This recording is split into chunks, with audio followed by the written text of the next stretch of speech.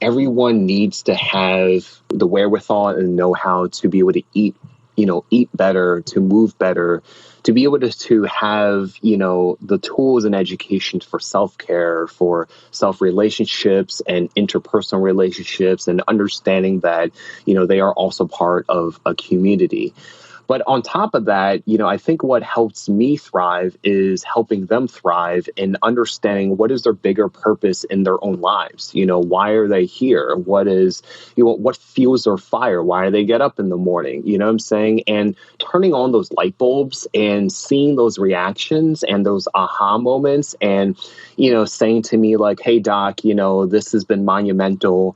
In my life. And, if you follow Tony Robbins, a lot of life-changing moments really just happen in a moment. I'm saying? It doesn't need to take time, but it takes the combination of doing enough self-work, serendipitous, moments and opportunity, and really putting in the blood, sweat, and tears to work towards something, to have something change for you.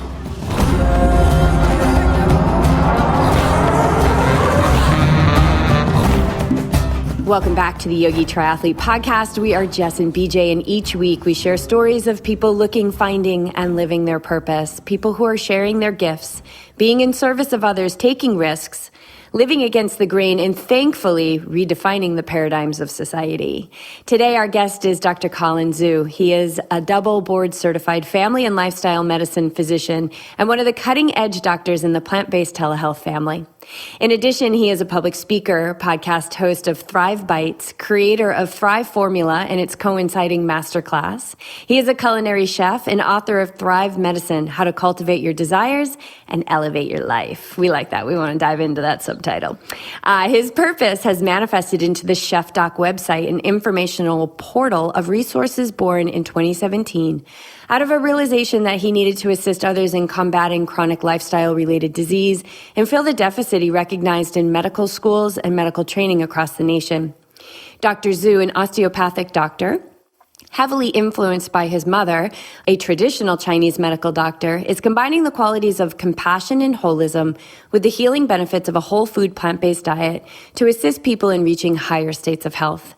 Dr. Zhu lives the demonstration of health and well-being for others to follow and dares us all to choose a life that allows us to thrive. Dr. Zhu, welcome to the show. That was awesome. You're awesome. Linda, our production assistant, had sent, the reminder email yesterday, and you replied, and then my eyes hooked in on your signature, and I was like, whoa, I got to start clicking here, because I've been listening to some podcasts that you've been on. But I had just learned yesterday about the THR5 Formula and the masterclass that you've developed, and it just seems like there's no end to these offerings. And so I guess, let's just dive into that. How do you keep offering all of these things? Meaning, do you get the hits from within and you say, oh, I got to put that together? Is it, obviously you're a medical doctor, so you've got a lot of strong intellect, but where does the heart come in driving forward your initiatives? It's a very good question to start off. So before I can answer that, I guess, just to kind of bring it back home, I like to start off by saying, my mother, kind of inspires me. She's a traditional, medical doc, Chinese medical doc. And I didn't come from a long line of MDs. And so growing up, working in and out of her office, you really see the values that are really, really beautifully conveyed in, compassion and empathy. And she really taught me from, how to look at a person in a very holistic manner. So I went into school, thinking I was going to blend Eastern and Western philosophies. I chose osteopathy because beyond allopathic medicine, it involves our hands to be able to diagnose and treat. That's how we are, different as DOs versus MDs.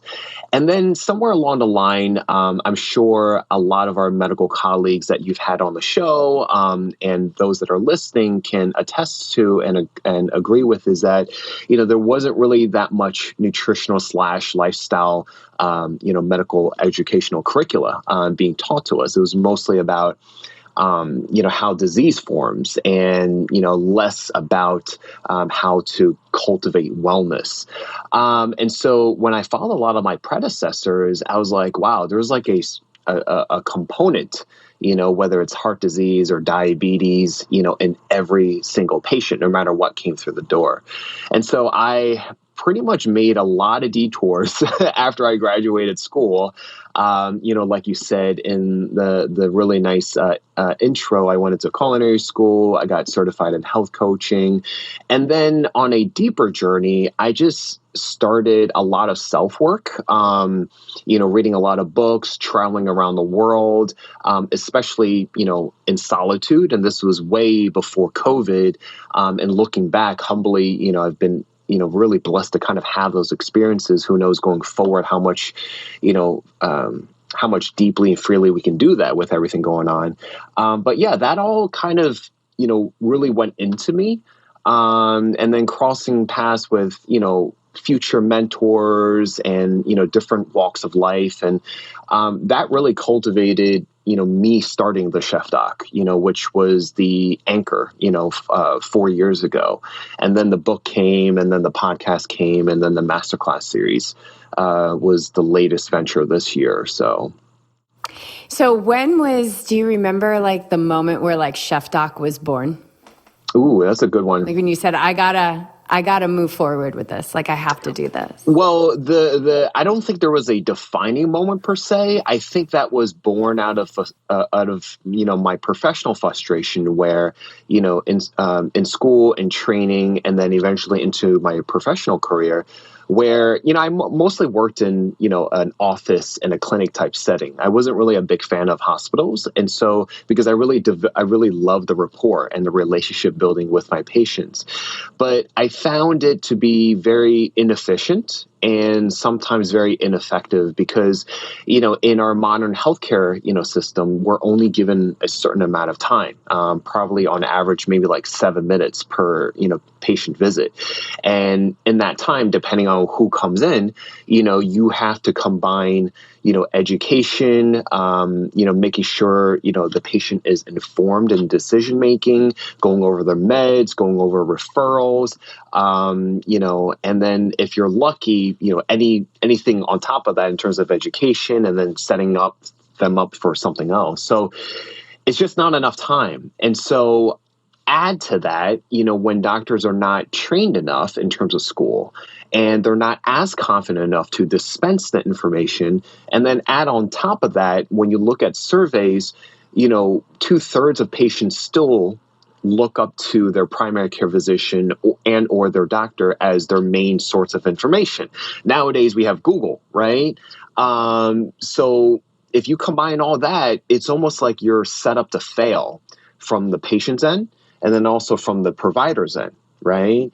And so the idea of the Chef Doc was kind of to create an avatar where people can go to as kind of like a gateway to, branch out, to learn more, to, click that light bulb on, to, go on to something else. And, I do my best to kind of make it a one-stop shop, but if not, it leads to somewhere where another place where it's more, it's credible, what I'm saying? Because we deal with a lot of misinformation as well, especially in the nutritional world, so yeah. So I'm curious on the culinary avenue versus strictly going into like nutrition, but I'm assuming culinary had some nutritional information in there, but going down a hardcore, need to know about the macros and all that versus like how to prepare your food and handle food and what foods. Yeah. So Definitely. what was that defining? What was that definitive split? That definitive split was the reason, nutrition is an evolving science, is ever changing, right? And you can learn it in so many different ways. I felt like I needed to know deeper and more profoundly about not just nutrition, but where did food come from? Where does the nutrition come from? And understanding the concept that everything is not singular components. Mother Nature didn't create just a vitamin and just a mineral. It created things wrapped around these components, right? So that's the whole concept of whole foods plant-based, as opposed to, just thinking about things in singular components. Because when we have our bodies, right, we talked about, our mindsets and, bodies, everything is connected. We are more and more convinced, not necessarily convinced, it's probably not the best word, but, we are more understanding of the concepts that our emotional, physical, and mental health are all interconnected, right? If we had this conversation even 5 or 10 years ago, it's more of a disparate idea. It's more of like, I'm not so sure. But now we have like things like the microbiome and gut health and, everything connecting, for example, gut health to brain health, things like that as an example. But going back, it's like you can't understand nutrition if you don't understand the food, and you can't understand food if you don't understand where it comes from, right? And how it's prepared, how it's sourced and plating and everything coming together. And so, the culinary arts just made a lot of sense. However, you have to look at how it's taught, right? Most culinary schools are based off of the French technique, right? Nothing wrong with that. But and they're very, very well versed in terms of how it's prepared, how things are flavored, and how things taste. But I specifically chose a culinary school that was more health supportive and plant-based. So I enrolled myself into the Natural Gourmet Institute, and that was pretty much started in the 70s in Manhattan, in New York City, pioneered by Anne-Marie Colbin. She was a PhD. And very pioneer in her time. And, since that school got acquired by the Institute of Culinary Education, and they continue that mission of hers. So I hope that answers your question. Absolutely does. Yeah. I think an understanding of food is like so simple, yet it can be so profound in someone who wants to make change, who wants to, change their diet. I think what's easy is like you just go to the store and you look on the back of a package and the processed food and it says, this is all the breakdown. And you're like, okay, well, I don't have much time to prepare. I'm going to grab the simple food and it seems healthy. It says healthy on it. I'm going to take it home. And that's the quick fix, right? And I think the basics, I was just talking about this on our team, our group of athletes, talking to them live about, what we have to fuel ourselves leading into a workout. And it's really basic. Like we were all like a banana, a piece of toast with peanut butter and banana on top of it. And it really wasn't complicated. It was really just like, why do we have to make it so complicated? Complicated, why can't it be simple? I think bananas are like the simplest form of fuel. It's perfect packaging. So yeah, I totally get it. I think that's a brave way to go, because I think, or I've seen many avenues of wanting to understand how many calories a person would need in order to sustain their energy throughout the day and lose weight and be able to still be active. So I think understanding your source is actually a pretty amazing way to go about it. Yeah. Yeah, there's 3 components to it, and it's very easy to point the finger at someone else. So for me, it's like I divide into thirds. You have the person, the patient, the customer, the client, right? That is, making these food choices on a daily basis. So what's interesting about food is that, like smoking and alcohol, we can live without it, right? But we can't live without food. Right. And so we are constantly thinking about making these day-to-day decisions, sometimes by minute-to-minute decisions about what to prepare in the breakfast, what to prepare for lunch, on the go, snacking, things like that. And so it becomes a very tumultuous, thing to go about. And then not only are you thinking about yourself, but you're also thinking about family. Maybe you have a family, a significant other, grandparents, things like that. So that's one component. That's a third. The second third is, you have a food industry, right, that, I don't like to generalize, but at the end of the day, they're a business, right? And, they're creating, food-like products, right? Depending on which one you're talking about, and so what makes up the standard American diet is, a lot of businesses that are just making, food, quote unquote, but not looking after your health. And then you have the other third where you have the health industry where, they are, going about their thing, but they're not paying attention to, your food. You know what I'm saying? So you have a lot of different parties that are thinking about something else, So to me, I work from the standpoint where, I'm about empowering the patient, because they're the ones that are making the decisions if you inform them enough, right? And then they're the ones that are putting things into their bodies, right? And so, you have to empower the patient. So that's why a lot of what the Chef Doc is really educational purposes, you know what I'm saying? And I think that the more education you can empower yourself with, then you can make, better informed decisions. Yeah, it's going to lend to a degree of confidence. And to hear a doctor say that you're, well, I'm putting words in your mouth, but what you were saying is like really part of your job is to empower patients, right? That's how you go about it. But when you look at the Western model, the one that we're all agreeing, like, how can this be sustainable? People are not getting better for the most part. They're being put on drugs for the rest of their life, et cetera. And that feels very powerless. Very powerless.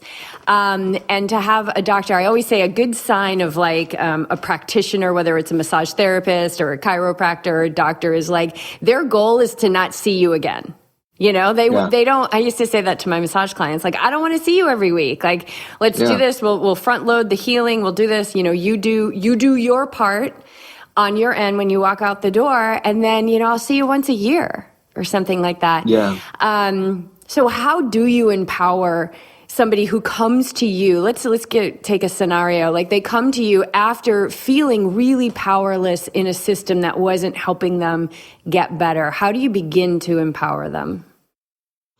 Well, I kind of start off by, understanding, what their pain points are, what, the hurdles and obstacles that they have, gone through.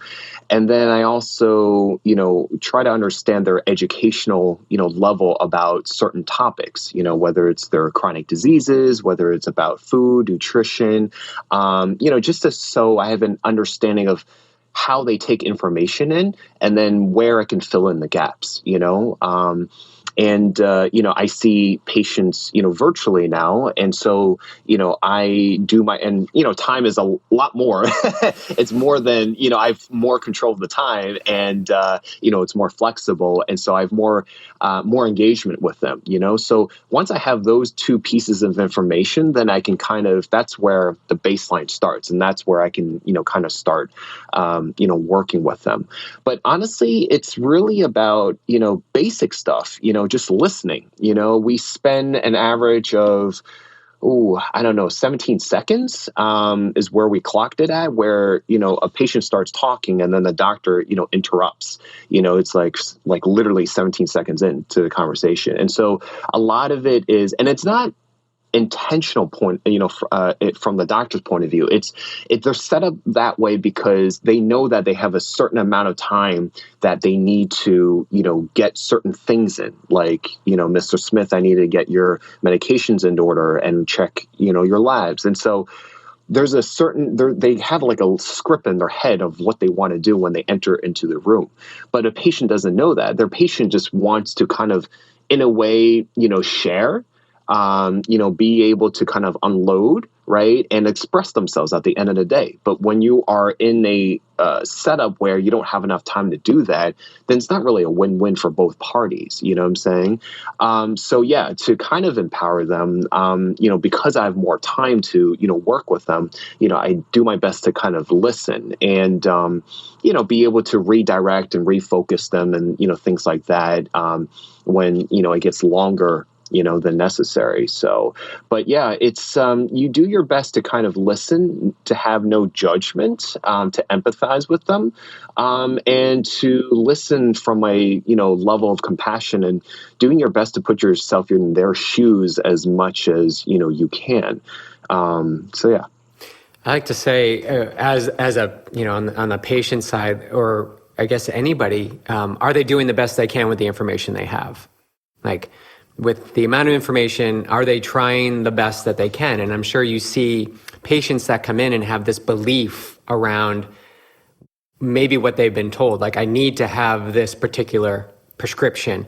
I cannot eat, these kind of leafy greens because of that. And so they've built a strong like belief around that, and then they're coming to you, and you're listening to this, you're listening to the story, the belief system, and then you can sort of see that their attachment to it. So they're attached to how they believe it should be, and then you need to kind of open up the light, you could say, like that there's more things possible. Are you confronted many times with resistance, or I mean, sure they're coming to you because they're looking for something else, but we always butt up against our ingrained belief systems. Yeah. So that's a good question. As a family doc, I really enjoy the specialty because I don't know what comes through the door at the end of the day. I think I would be really bored as a specialist. But I think, I've met all kinds of people. I've met, hardcore carnivores to extreme vegans and everyone in between. And so I don't really push them one way or another. I do my best to kind of meet them where they're at.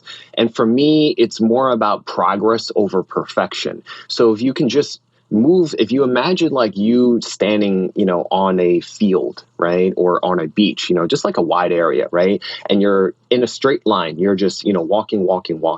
And then I asked you to shift yourself, 1 degree, right?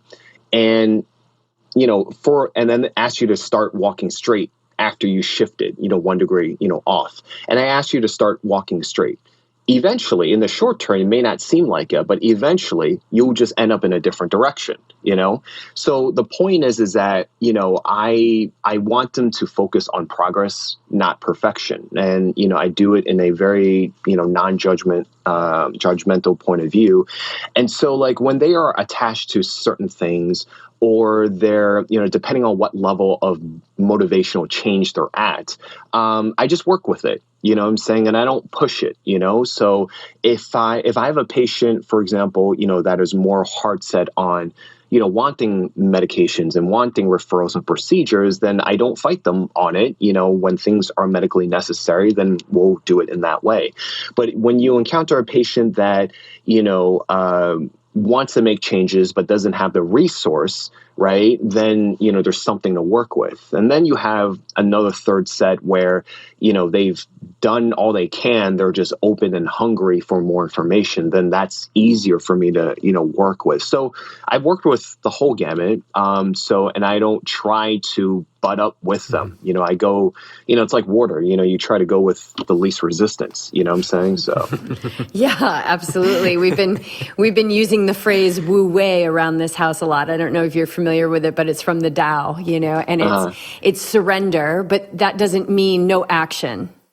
Right? Like, I mean, we take action, but we stop fighting what is. So however the patient is showing up to you, even if you can see this whole other way that they could show up to you, it's not fighting the way they're showing up to you, and then doing the best you can to continue to introduce perspectives, behaviors that could become better habits. Right. And I also like to add where, in a traditional medical visit, it's like, patients don't really have much of control of like where the direction of they're going, where they're going. Whereas the provider, it's like, oh, Mr. Smith, I want to get your diabetes numbers down, or, I want to get your cholesterol levels down. I want to get your blood pressure down, So the provider, the doctor, has an idea of where they want to go. They want to try to meet certain parameters and numbers and certain outcomes. But it's, when I've gone through my health coaching, experiences, and, when you are meeting people from a coaching point of view, no one really gets to ask them, Mr. Smith, what are your goals, right? Maybe not so much their goals are, it's important for their, numbers to be at a certain range, but maybe their goals are, I maybe want to live long enough to be able to see my granddaughter, walk down the aisle, or have, see my daughter get married. And, they have certain goals. And so it's like, you have to also bring up to the forefront, what are their goals at the end of the day? What do they want to get out of it? So that way you have something to target, not just numbers, that you have the person in mind, for them to target.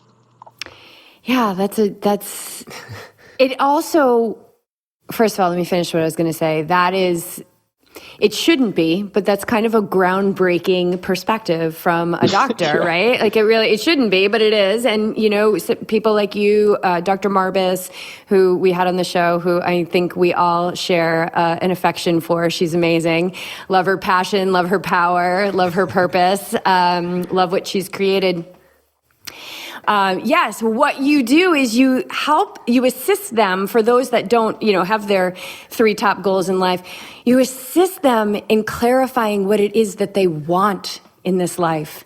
Yeah. And it always floors me, no matter how many times I've asked the question, that 90% of the time I don't get a clear-cut answer. I don't think that we take time for ourselves to really get clear on what it is that we want in this life. Yeah. What are our goals in this life? So I guess I'm going to turn that question, I thank you for bringing it back up, because I'm going to turn it back on you. Like, what do you want to see as far as like what you're providing in the world? Like, what are your goals for what it is that you're bringing to your patients and to the fellow docs at PlantBased Telehealth? Yeah, definitely. Well, with the Chef Doc specifically, the mission and value, I guess, statement with it is to be able to inspire and impact as many as possible while creatively and authentically expressing myself. So meaning that, my goals are aligned with, what I'm creating. It's a full expression of myself, and at the same time, it helps someone else and also creates a ripple effect, because they can help someone else and, create that exponential effect. That's my overall goal with it. With plant-based telehealth, I think it's a, ingenious, application of lifestyle medicine, even though they're, young and new, from Anthony and Dr. Lori Marbus, to be able to do, we are licensed in all 50 states, including myself. We have 8 great docs, there right now, respectively, very, very brilliant. And, it's for me, it's finally a really nice practical application of actually taking lifestyle medicine. For those of you who don't know what lifestyle medicine is, it's using lifestyle evidence-based approaches to prevent, treat, and reverse chronic lifestyle-related diseases. And actually using that application to help others. And I think it's a great opportunity because we're in a pandemic world where everything is virtual, right? And so now we're able to counsel and coach people from a virtual and a remote standpoint and be able to help others in that regard. So it's very similar. It's able to kind of, I can do full time of what I've been doing, traditionally in a family doc sense, and just hyper focus on that. Which I've always wanted to do, I just think that it brings more satisfaction for me. It brings more satisfaction for the patient, because I know that when I was, fully working as a traditional doc, and I just talk about an educating lifestyle and going plant-based and all that stuff, and even talking about changing mindsets, you see the patient, you see the opposite person's eyes light up, right? And they realize what's important in their lives. They realize, what's essential, because I bring it back home for them, in my own way. I just bring it back home for them in the forefront of, what do you really want? What is very important to you? What do you prioritize in your life? You know what I'm saying? So, how can we get towards you saying, I don't want to have regrets in my life, because that's what I'm about, for me personally, I've lived a really humbling and grand life that if I were to die tomorrow, I'll be fine. I have no regrets, So, I want to be able to get that, with the work of the Chef Doc and with, the work of plant-based telehealth. So, how do you continue to cultivate your authentic self? Because I think it's really powerful to do that. But I also see when you immerse yourself in others and in serving others and being the best for others, we can go down that path of sacrificing what's good for us inside. So how do you For do sure. that? Yeah. For sure. It takes a lot of self-work. Mine started like a decade ago. And it's the combination of lots of books, lots of conventions, meeting a lot of, great, beautiful people. It's really asking the hard questions, and it's really doing the deep inner work, and coming face to face with not just your ego, but, your demons and your quote unquote weaknesses and negative talk and self-limiting beliefs, like all of it, you know what I'm saying? Just humbling yourself with all that. And at the end of the day, saying to yourself that, obviously everyone, and I respect everyone's, spiritual / religious, perspective, but it's kind of like, I see it as more of like energy. Energy can neither be created or destroyed. It's just transformed into something else. And I just see myself as more of like a form of energy in this whole globe, interconnected with everyone else. I like using the analogy of a spider web. And, if you touch one end of a spider web, it, has an effect on something far reaching on the other side of the spider web.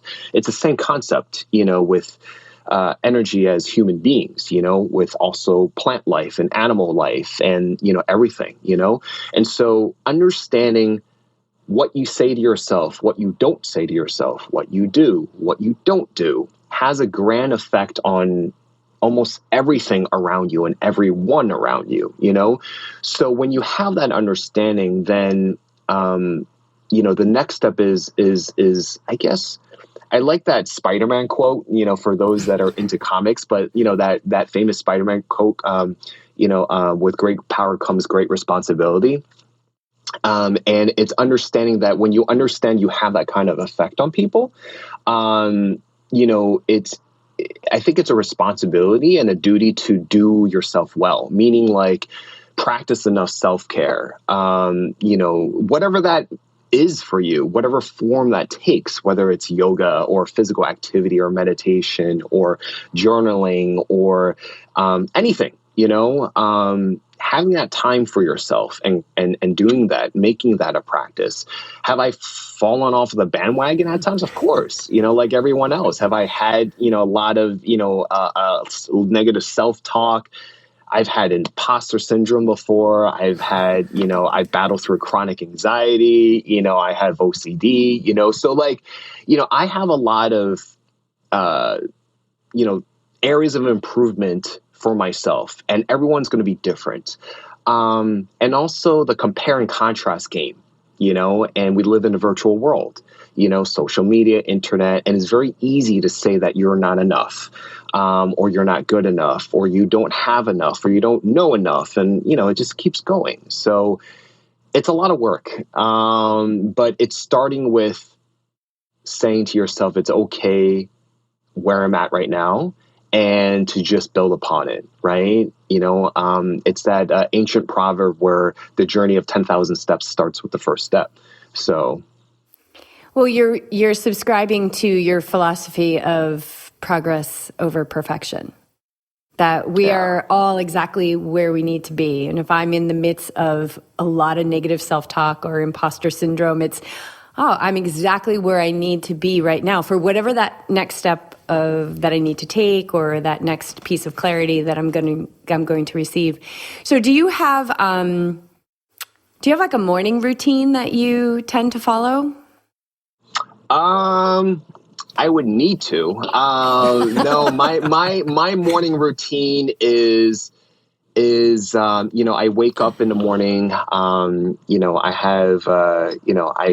have my cup of coffee, and my ideal morning routines would be setting that intention of what I want to get out of the day. Sometimes I would have a little prayer in terms of, like for me, I, just talk with the universe, and I just say, be able to kind of grant me the strength to be able to get over this challenge or this obstacle, or to have, what you want or desire in that day, what I'm saying? And keeping it simple, always keeping it simple, because For an individual like me, I could easily overcomplicate things, overthink things, so it's understanding, not necessarily where your weaknesses or limitations are, but it's more understanding where your habits are and where your patterns and tendencies are. So in order to have good, effective, positive behavioral change and lifestyle change for yourself, which is, where it really comes down to bare bones, is understanding how we could change that, at the end of the day. So again, that also takes a lot of self-reflection. And understanding of yourself. Yeah, well, it's when we're in that, we would say contrast, right? When we're in like recognizing like, oh, this is a habit I have that is not so great for the life that I want to live, it immediately opens us up to the opposite habit, which will drive us in the direction of what we want. So we, this labeling of like, oh, a bad habit or a good habit, and more of just empowering, to use your word, empowering people to just observe as they move through their day. And, that's really was so life-changing for me, was like, well, hold on a second here. Like, I want to see a peaceful, loving, kind world. Okay, now what am I contributing? Because like you, I believe that if I hit a speck of that spider web, there's gonna be a ripple effect through all of it, right? That my energy matters in each moment. And when I just started to watch the words or the thoughts or the actions, I realized that it wasn't always lining up with what I wanted to see in the world. So it gave me that opportunity to see where I could clear it up, where I could have grace for some bad habits that needed time to burn off. But if we're able to kind of remove the heftiness of like, that's bad and that's good, then we're able to just kind of see, okay, here's where we are, here's where I want to go, and what needs to be cleaned up in order for me to head in that direction. Yeah.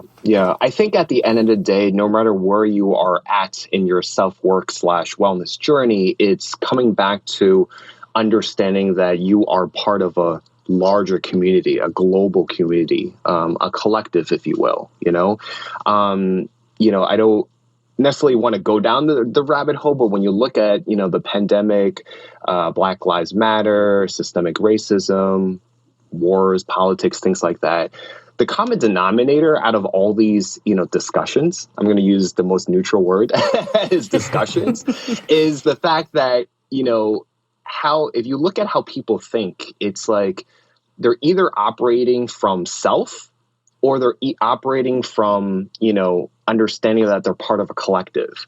So the reason why you have so many debates is because, we have less people, thinking about the bigger picture. I'm a big picture oriented type of guy. So like, I cannot operate. I could not even be here without, for example, you talked about my intro. I could have not been here without, all these great, fine, brilliant, people that have been my family members, my friends, my mentors, loved ones, things like that. I stand on the support of others, and my role is also supporting others. So it's like a lot of, what I'm saying? Like, that's how the energy transfers, like the paying forward. When you say pay forward, that could be like something material. That could be something in terms of currency. That could be time, right? So in a way, when you think about, the different challenges and struggles that we have in our world, it's going back to, asking the question, am I having this type of mindset and thinking about how I go about my life, and entering into these discussions, from myself, from a self perspective, from like an ego standpoint of view, or am I thinking about the whole collective? You know what I'm saying? I think, that's one of the biggest things that separates us from animals is the ego, the consciousness and, having that self, you know what I'm saying? So yeah. Yeah, I think understanding the self is understanding the collective. Like because we're all inside, we're all like, so when you say like, I'm being selfish, well, or not, you're saying selfish, but if someone says that, no, you're working on yourself, because when you work on yourself, you're helping everyone else. So the energy is all connected. It's like that resistance to what is that causes frustration and anger and anxiety, that things aren't a certain way. So you mentioned the disruption or the disagreements that are going on. It's because there's a resistance. There's like there's something inside that doesn't feel connected, and so then that trickles down to they don't feel connected, and then it's that ripple effect in the other way. Yeah, exactly. So instead of, I think we are more apt to pointing fingers of why we feel a certain level of angst and frustration and, all that stuff. But as opposed to having more of a self-reflecting point of view and say, like, where's the source of my frustration and where's the source of my emotional turmoil and resistance, like you said. So that way you have more of a inward reflection and experience, because our outer world is just a reflection of our inner world at the end of the day. So yes, it is. You are speaking our language. And I'm going to switch gears a little bit because we're going to speak our language on a different subject. I'm looking behind you and I see race numbers and I see a medal and I see more medals. More. I mean, do you want to see the whole wall? Yeah, let's see the wall. You guys are triathletes, right? Yeah. So you guys would appreciate this. Because I heard you say in a podcast that you've dabbled in some triathlon. Oh my gosh. Okay. Oh, okay. Yeah. Oh Whoa. my God. That's so great. You guys can't see this, but Dr. Zhu is showing us the room that he's in, which is essentially an awards gallery. It's your own Hall of Fame. You go in there to get pumped up, don't you? That's your morning routine. Yeah. So switching gears, speaking from one triathlete to another. So I've been active. I haven't been on like college teams or anything like that. I just stayed active, I don't know if this would matter, but like I'm a life path number 5. So we are always in dynamic motion. I'm also a Pisces too. So like, we also, move a lot and things like that, having that wandering adventurous spirit. So I started doing triathlons back in 2006, pretty much as I entered into medical school, and definitely been addicted ever since. And from there, I just did a whole bunch of others, from 5Ks to marathons, like mud runs, obstacle races, all kinds of stuff, And I just had this crazy goal of wanting to do a race, a physical race in every state of America. And so a lot of things that I do is whenever I go into a race, I just collect the shirt and the medal, you know what I'm saying? So it's less about PRing for me. It's less about the competition. It's more for the fun of it, for more another way for me to be in the moment. And also to kind of get inspired, because nothing is more humbling, when you're in a sport where, you have a 75-year-old and a 15-year-old in the same race, right? And they both beat you, So, nothing is more humbling than that. Or another time where I was in a race where a father took his toddler on a triathlon through all 3 legs of the race, and they still beat you. Yeah. So it's a lot of fun, and obviously the pandemic kind of had to there was a lot of cancellation of races and things like that. But yeah, I got a half coming up in Oklahoma in October, and I'm trying to look at Maine and New Hampshire for future races as well. So very cool. So speaking from your experience as a triathlete, but also your knowledge as a doctor and a culinary chef, what do you feel or see or know as the benefits of eating a whole food plant-based diet for endurance athletes? Yeah, so I get this question of, when I started and why I did it. And it started in 2014, after my New York City marathon. And up until that time, I was training a lot for obvious reasons. And I was getting a lot of joint pain, and I was getting a lot of bloating sensations and hip pain and things like that. And so I've been reading the research at that time, and I just said, why not, And so after I switched, and this was, after the race, I just realized that the bloating went away.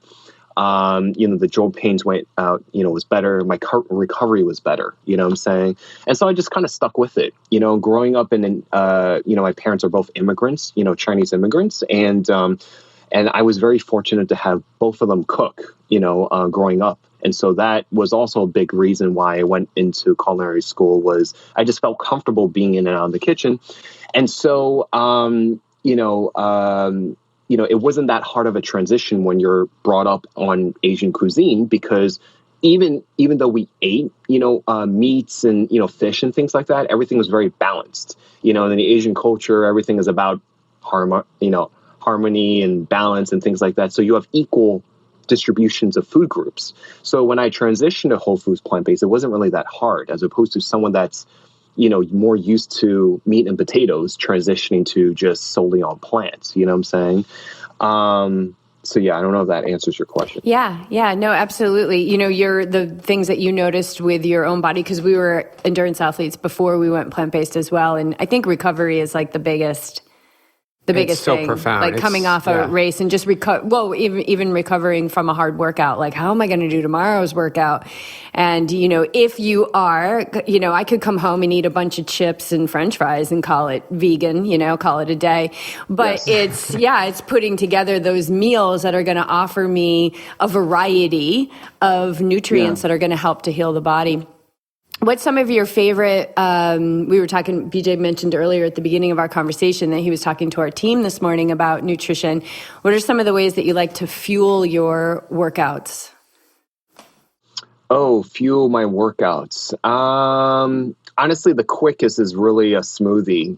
I just take my Vitamix and put everything that I need, into it, and I don't really, the less I have to think about it, the better. You know what I'm saying? Because, being where I'm at and what I have to do, everything is very cerebral. So if I have to think less, the better. So I usually have the same, very similar, items depending on what I have in my fridge and freezer. So I would have a base of ginger, fresh garlic, 2 lemons with the peel in, 2 apples, 2 bananas, hemp seed, flax seed, chia seed, half of the container is either greens, and also frozen berries as well. And it could either just be filled with water, or some sort of non-dairy milk. So, what's up with the peels on the lemons?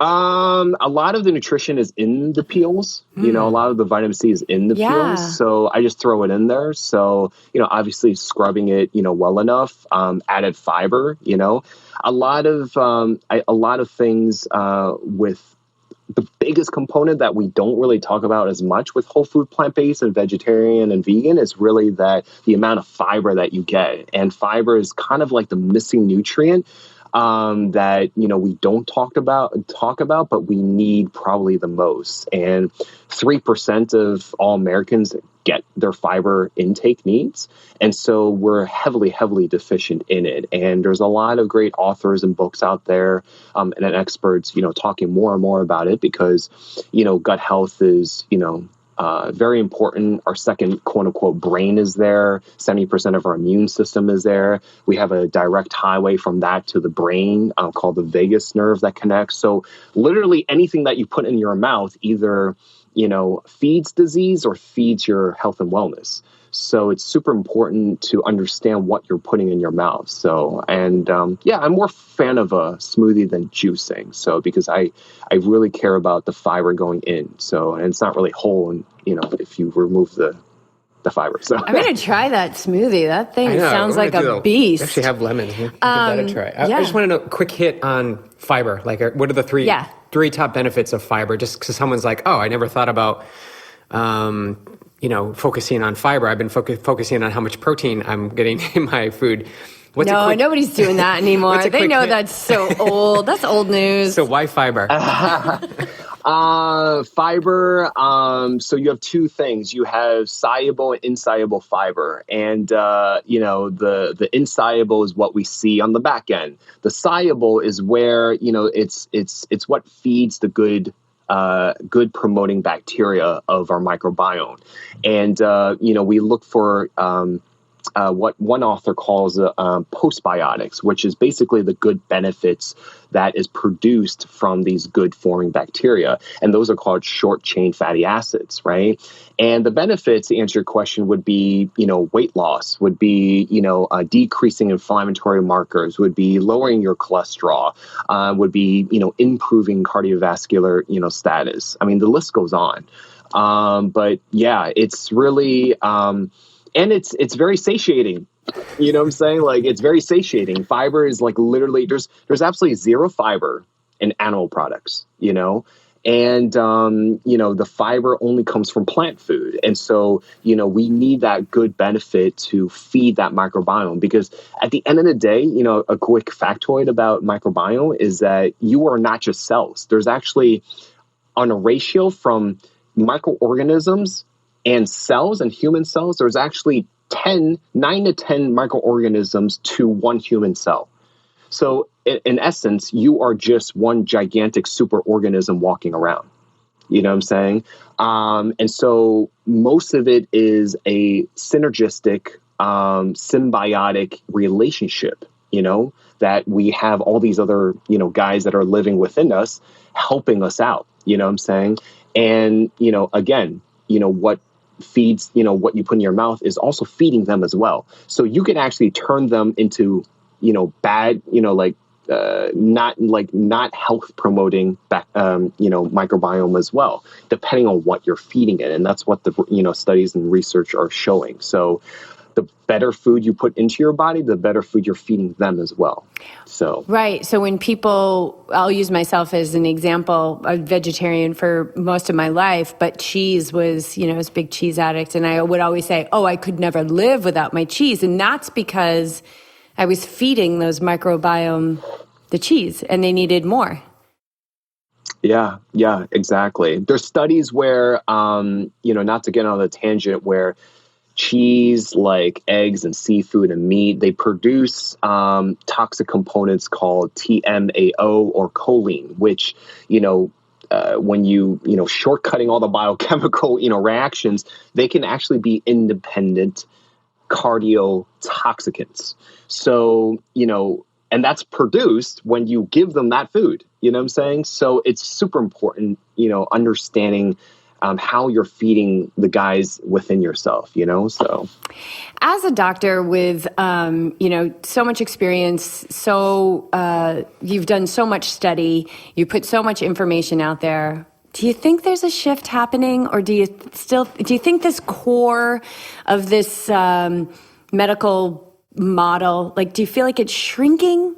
I mean, there's more and more doctors like you. What are you feeling?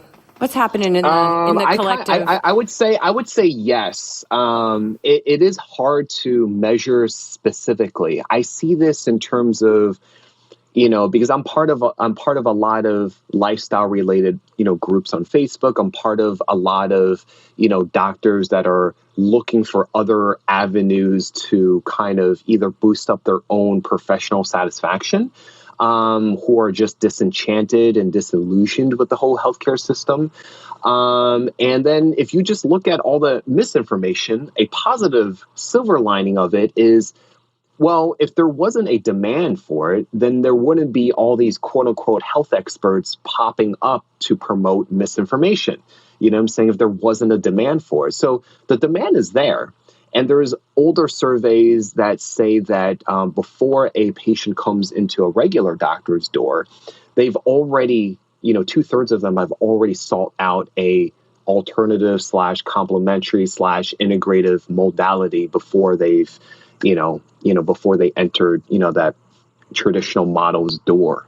You know what I'm saying? So the demand is there, the shift is there. And I see it on different ends. So to answer your question. And how long have you been with PlantBased Telehealth? I'm the newest member of their group. The group overall has been in existence, I think, a little bit more than like a year and a half now. And a lot of us are part of the group, the American College of Lifestyle Medicine, which I've been part of since I was a medical resident since 2013. And they're a fabulous professional / academic organization promoting lifestyle medicine. So I've been doing this for some time now.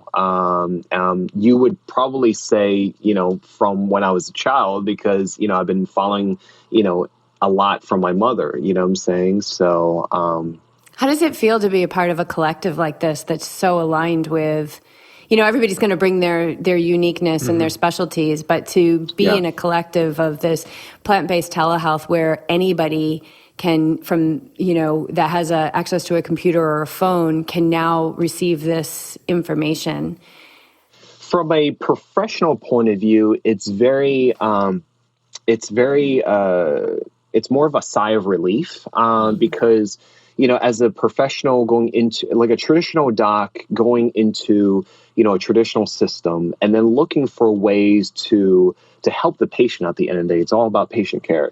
To look at other ways that are, minimizing side effects, minimizing costs, more beneficial, and looking at, all these, basically essentially going through all these detours, that I have, and then you're entering into an organization where I did in 2013, where I felt like that was, that's been my tribe, like I'm in the same room with like-minded people, because being a doc, it can be a very lonely and sequestering type of profession where, if you think about it, it's like if you just follow the straight path, we basically sacrifice all of our 20s, so you don't have much of a social life, and a lot of us, enter into a profession where you're the top of the food chain.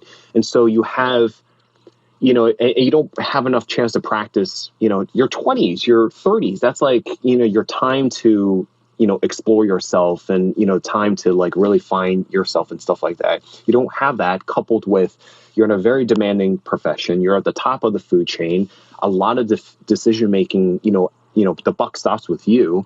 So, it could be a very lonely and burdening, profession at times. And that's why a lot of, those that are not in healthcare professions don't understand that, physicians go through burnout. Physicians have very poor wellness. There's a lot of physician suicide. And it's not surprising, the healthcare system before the pandemic, a lot of people switch, and quit, you know what I'm saying? So yeah, to answer your question and drive it back to plant-based telehealth, it's very humbling to be with a team of people that understand that. You don't have to explain yourself, you know what I'm saying? And they all share the same values and missions that you have, even though you are, still having your individual practice, but you are working together as a team. Like right before this interview, I had a team meeting with them. So it's very humbling to kind of work in a team that's, at the end of the day, a team where, you have each other's back. You interviewed Dr. Marbus. She's really there to support you and to make sure that you get it, because if you succeed, then, we succeed, you know what I'm saying? And, bringing them back to what I've created, the Thrive Formula, which is a self-educational masterclass series. The slogan of it is ready to thrive together. So it comes back to being part of the collective. At the end of the day, when you're working with these patients, what is it about it that fills your cup? Fills your cup of joy, like the essence of what just like lights you up at the end of the day? I think, fundamentally, I think, everyone needs to have the wherewithal and know-how to be able to eat better, to move better, to be able to have, the tools and education for self-care, for self-relationships and interpersonal relationships, and understanding that, they are also part of a community. But on top of that, I think what helps me thrive is helping them thrive in understanding what is their bigger purpose in their own lives. Why are they here? What is, what fuels their fire? Why do they get up in the morning? You know what I'm saying? And turning on those light bulbs and seeing those reactions and those aha moments and, saying to me like, hey, doc, this has been monumental. in my life. And, if you follow Tony Robbins, a lot of life-changing moments really just happen in a moment. I'm saying? It doesn't need to take time, but it takes the combination of doing enough self-work, serendipitous, moments and opportunity, and really putting in the blood, sweat, and tears to work towards something, to have something change for you. You know what I'm saying? And it's okay to rely on help. It's okay to say, like, I can't do this on my own, or to say that, I need assistance, So that's where I come in. That's where plant-based telehealth comes in. That's where, I think, if we can all be as global citizens, as human beings, and being able to offer a hand instead of, thinking about yourself less, and offering a helping hand, I think we can, be, in a much better spot than where we are right now. So. Agreed. Yeah. I think that's a perfect way to wrap up Beautiful. this conversation. We will put links to all those things that we talked about. So I highly encourage you guys, go check out Chef Doc, go check out Thrive 5. The masterclass, everything. And of course, plant-based telehealth. After we talked to Dr. Marbus, we, stopped the recording, and she was just like, do you guys want to interview everyone on the team? And we were like, yeah. And then that's when everybody got the email, and you were the first one you were like, I'm in. And so our guests will be able to look forward to having one of you guys every month until we run out, and then we'll just circle back through again, because the message is there, and the collective is supportive of the message that we're sending out into the world. And super grateful for your time today, Dr. Zhu. Thank you so much for what you're bringing to the world. And you're up in LA, right? Mm-hmm. Yeah. Okay, cool. Well, we're in Carlsbad. We're in San Diego. Oh, nice. Yeah. Nice. So at some point, maybe we'll cross paths in maybe the physical. Race. Yeah, maybe at a race. Yeah. There we go. There you go. Now we're talking. I love it. Okay. All right. Awesome. Thank you so much. Thank you. Take care.